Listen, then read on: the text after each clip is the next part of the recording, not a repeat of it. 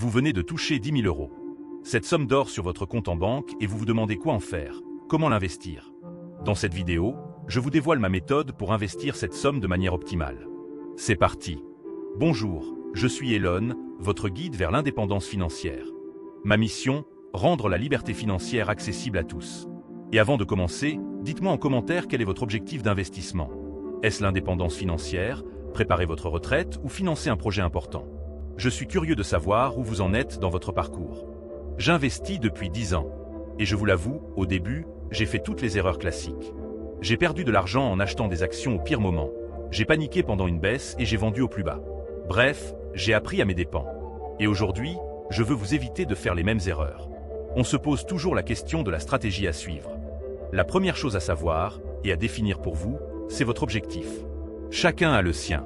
Ça peut être de devenir indépendant financièrement, de financer un achat important comme un appartement ou une maison.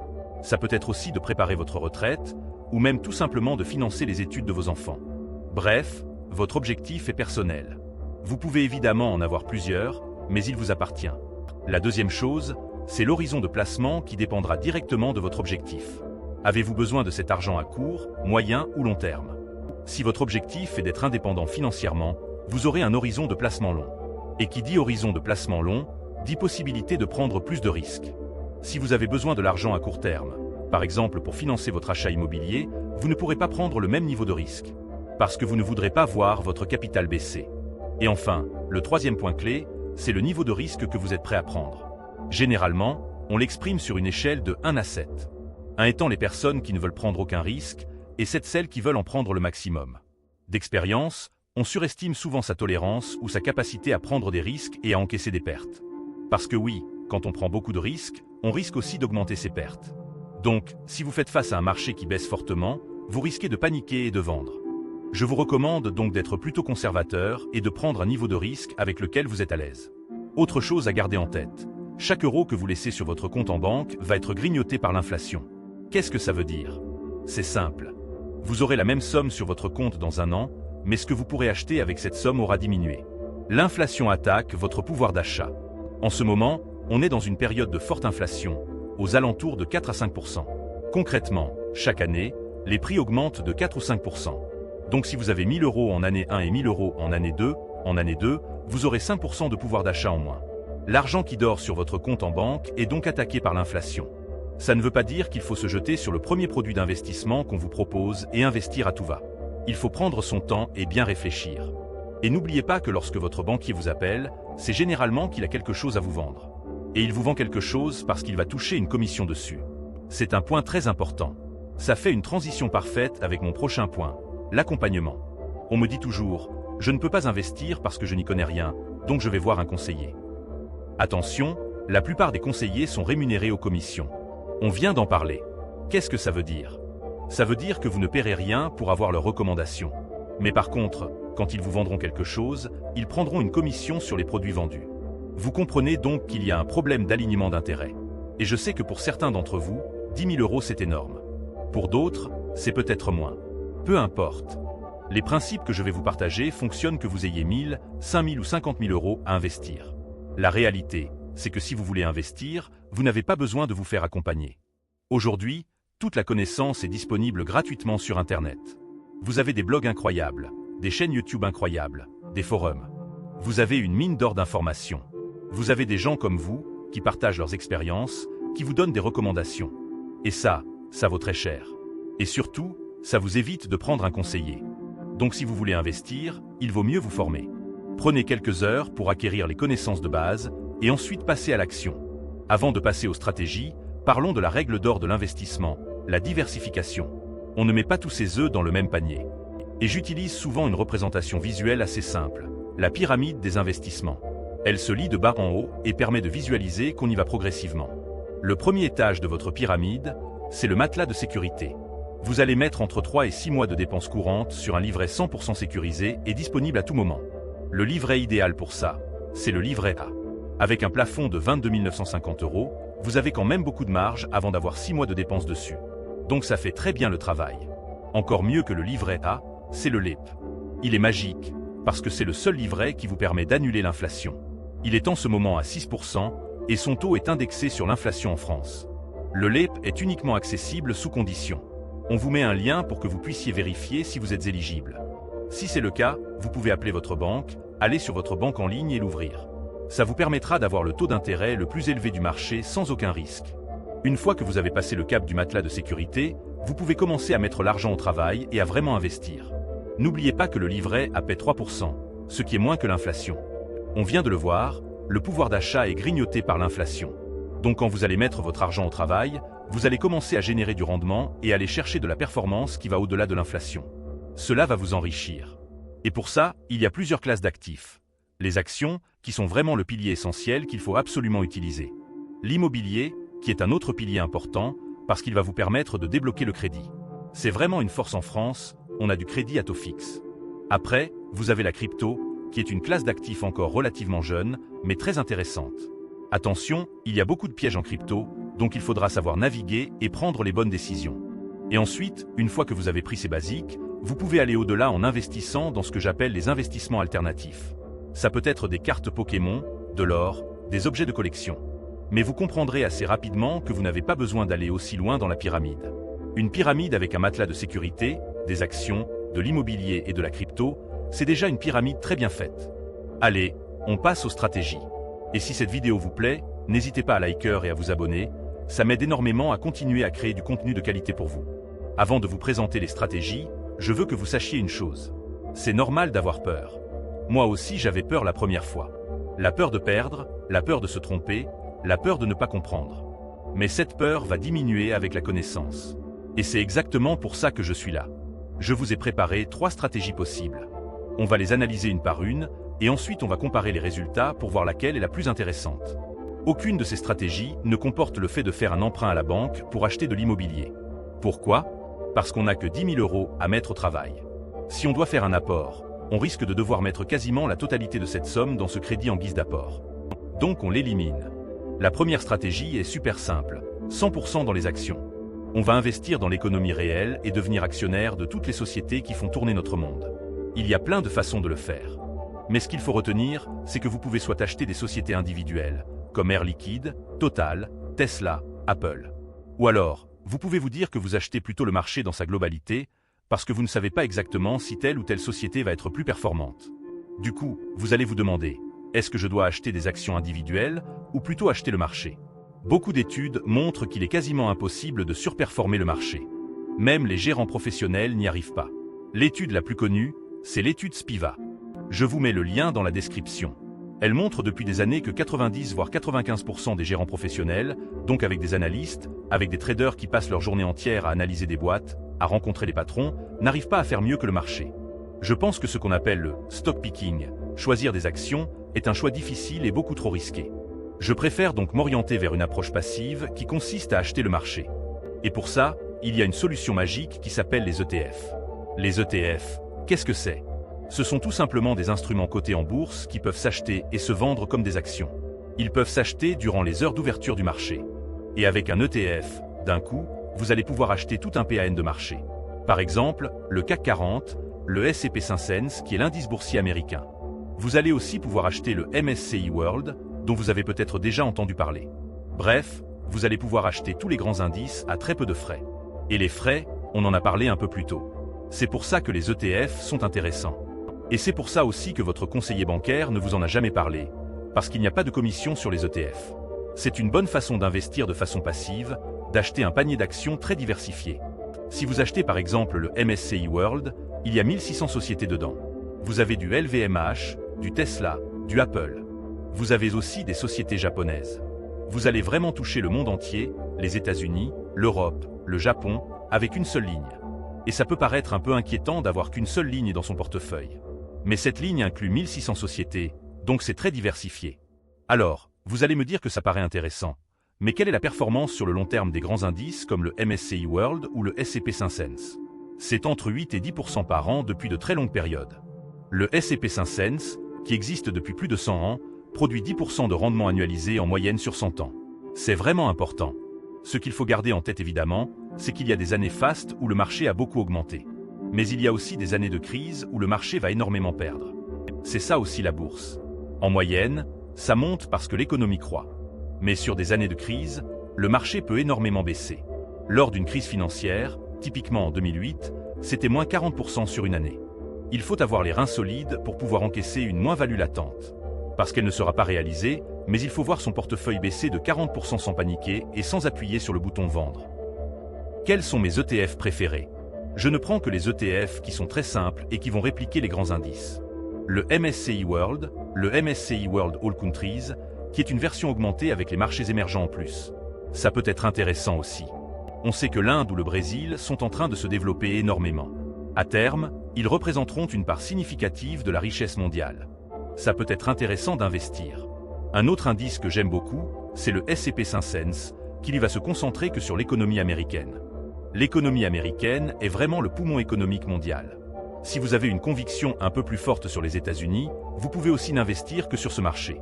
Il y a aussi son pendant européen, qui est l'Eurostoxx 50 ou l'Eurostoxx 600. La différence, c'est que vous avez plus de titres dans le 600 que dans le 50. Mais c'est équivalent. Il faut savoir que l'Europe, sur le long terme, sous-performe les États-Unis. Mais ça permet de se diversifier un peu plus. Vous avez toute une gamme qui vous permet d'être bien positionné. Moi, les deux que je préfère, c'est vraiment le MSCI World All Countries et le S&P 500. Par contre, je vous conseille de ne pas prendre les deux. Parce que si vous avez le MSCI World All Countries, vous avez déjà une grosse partie d'États-Unis. Ça fera doublon et ça ne servira à rien. Et comment on investit dans des ETF? C'est quoi le support avec lequel on va les acheter? Vous avez en gros 3 options. Vous avez le compte titre, donc des courtiers, il y en a plein qui vous permettent d'acheter des titres, des obligations, plein de choses, mais notamment aussi des ETF. Vous avez le PEA et vous avez l'assurance vie. Vu qu'on a 10 000 € à investir, le plus intéressant, et de loin, c'est le PEA. Pourquoi? Parce qu'un PEA chez une banque en ligne, il n'y a pas de frais, l'enveloppe est gratuite. Vous allez payer des frais lorsque vous passez des ordres, mais ça, vous en paierez partout. Même si on vous dit qu'il n'y a pas de frais, il y a des frais qui sont un peu cachés. Donc vous n'avez pas de frais d'enveloppe, vous avez des frais de transaction. Et surtout, vous avez un avantage fiscal qui est vraiment important sur le PEA. Vous n'avez pas d'imposition sur la plus-value si vous gardez le PEA plus de 5 ans sans retirer de fonds. C'est la condition sine qua non pour débloquer l'avantage fiscal. Il faut savoir que le PEA a des inconvénients. Enfin, il y en a deux. Le premier, c'est qu'on ne peut déposer que 150 000 € dessus.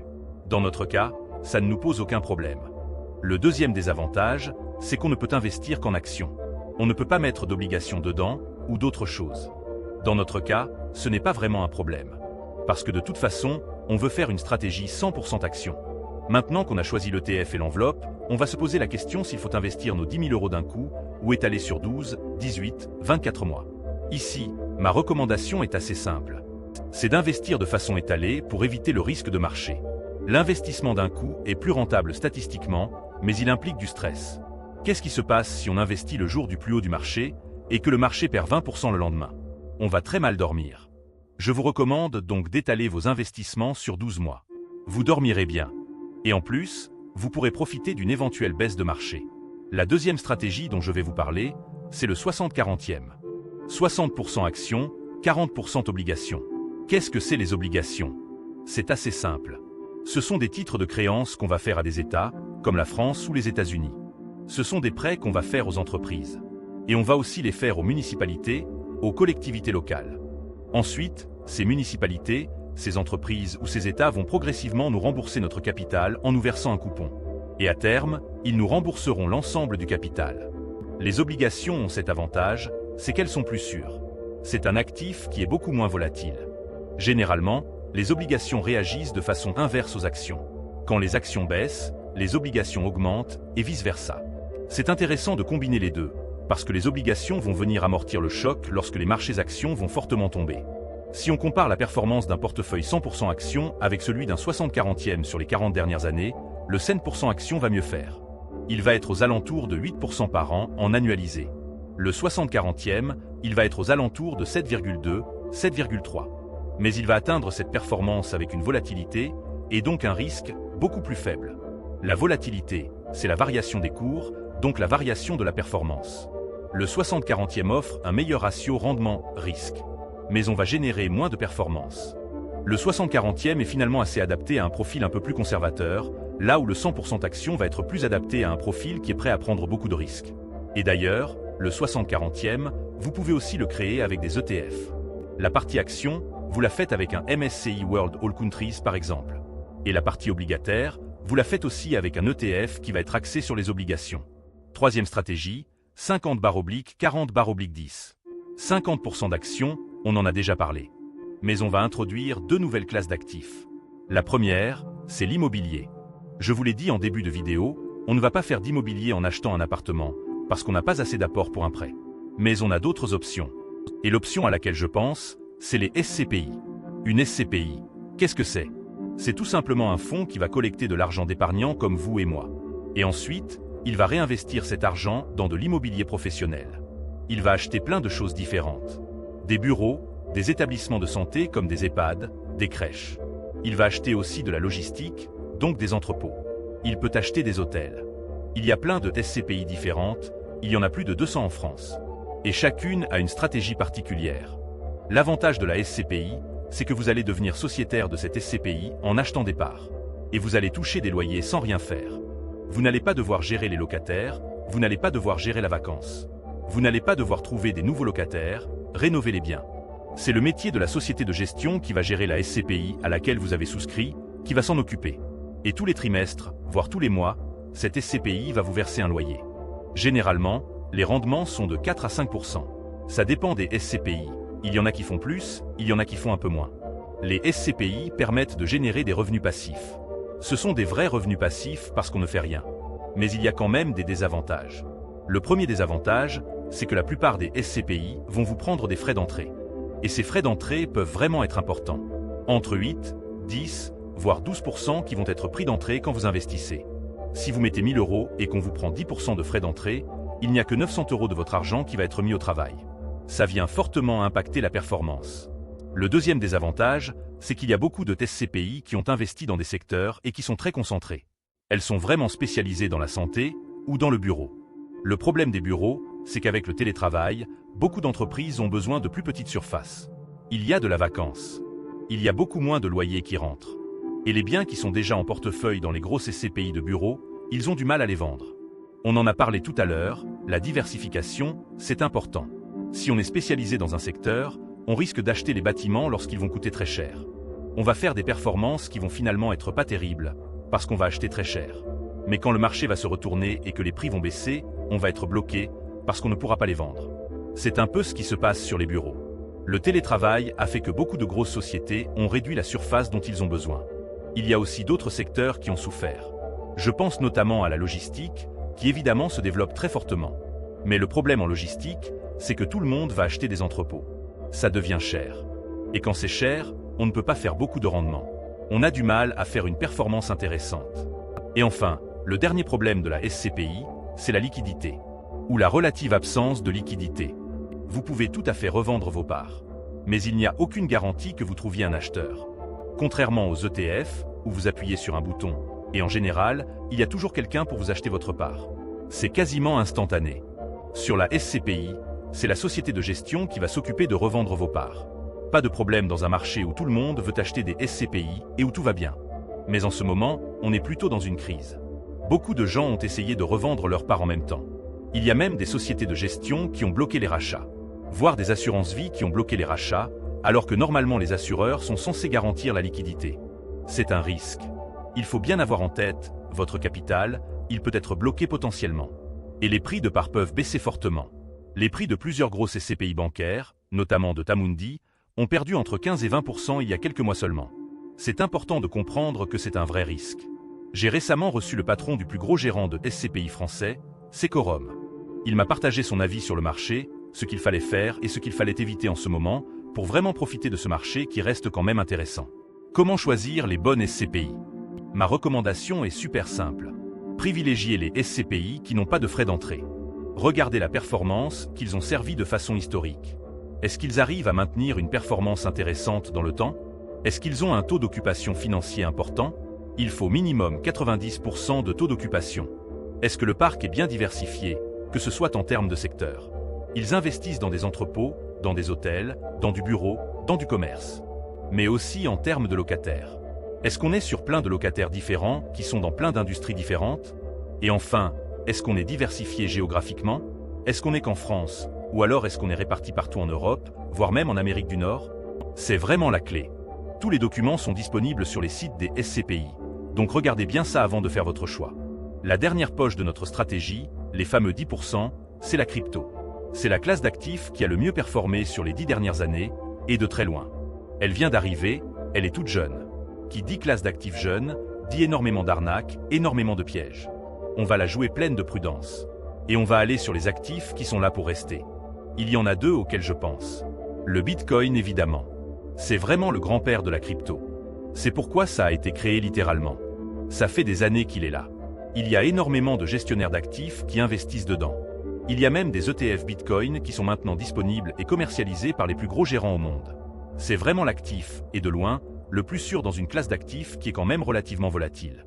Le deuxième, c'est l'Ethereum. L'Ethereum est intéressant, parce que contrairement au Bitcoin qui va être plutôt l'équivalent de l'or digital, l'Ethereum, c'est un peu l'ordinateur de la blockchain. Il va lui-même propulser une grosse partie des applications, et notamment ce qu'on appelle la DeFi, la finance décentralisée. Ce sont vraiment les deux cryptos les plus intéressantes. Comment investir en crypto? Il y a plein de plateformes qui sont super pour investir. Je vous mets un lien vers un comparatif qui vous permettra de vous faire un avis. Ce qu'il faut bien retenir, c'est que les cryptos, vous pouvez les laisser sur une plateforme. Mais vous pouvez aussi les retirer sur votre wallet, notamment Ledger, qui est une des plus belles startups françaises.